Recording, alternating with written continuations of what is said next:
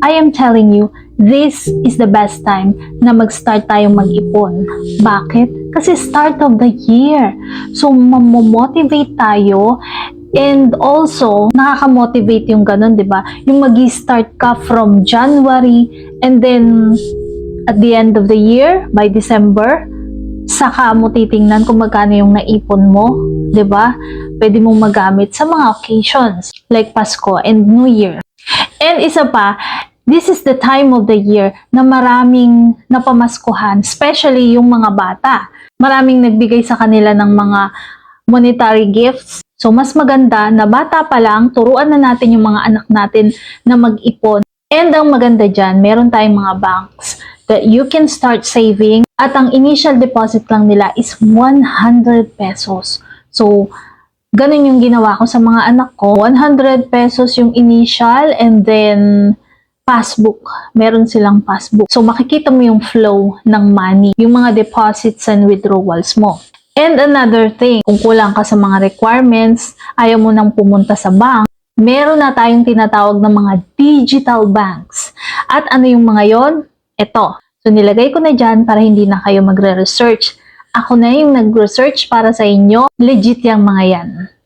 Ako na yung nagsasabi sa inyo, legit sila. Para ding GCash. Ang GCash, di ba, pwede ka na rin mag-save sa GCash. And ang maganda pa sa digital money or digital banks, easily accessible at mas mataas ang tinutubong interest ng mga pera natin. Like 3%, 5%, meron pang ang inaabot ng 10% and 12%, pero yung mga ganun is conditional. So, kailangan umabot ka ng ganitong amount or what. Pero yung topic natin ngayon is for those person na gustong mag-start muna sa mababang amount.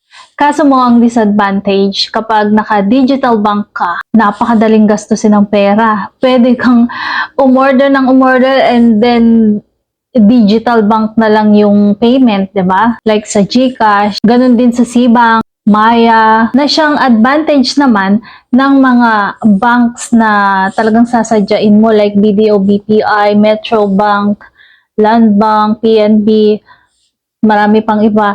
Sasadyain mo talaga sila. At kung passbook lang yung hawak mo, hindi ka makakapag-withdraw kung hindi ka pupunta doon. So, abala pa. Pero maganda.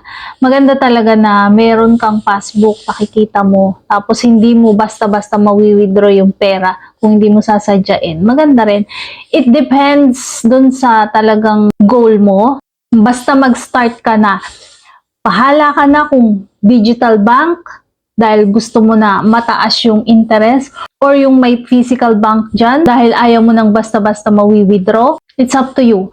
Depende sa preferences mo. And kung meron ka namang extra, like katulad ng ginagawa ko, meron akong digital banks and meron din ako sa mga physical bank. Yung dalawa kong anak, yung lahat ng napapaskuhan nila, napapamaskuhan nila, nilalagay ko dun sa BDO bank account nila para sa mga kids. Naka-passbook yon at hindi ko naman talaga ginagalaw yon. Alam ng mga anak ko na yung napapamaskuhan nila, diretso doon. Alam nilang hindi sila nai-scam.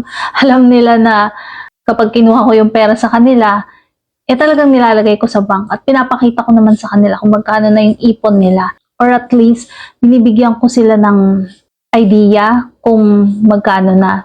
Pero not the exact amount. Kung ikaw yung tipo ng tao na mabilis gumastos, basta may hawak na pera, lagay mo sa bank. Ilagay mo dun sa passbook lang, hindi sa ATM. Kung talagang desidido kang makaipon.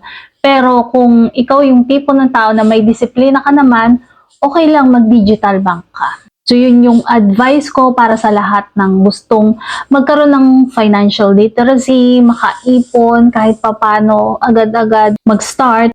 Now is the best time. Sinasabi ko sa inyo. Kasi pagdating ng mga ibang mga buwan, like kalagitnaan, tatama rin na kayo mag-ipon, promise. Now is the best time. Hanggat maaga pa, hanggat January pa, February, umpisahan nyo na. Mas marami kayong maiipon kung mas maaga kayong mag-uumpisa.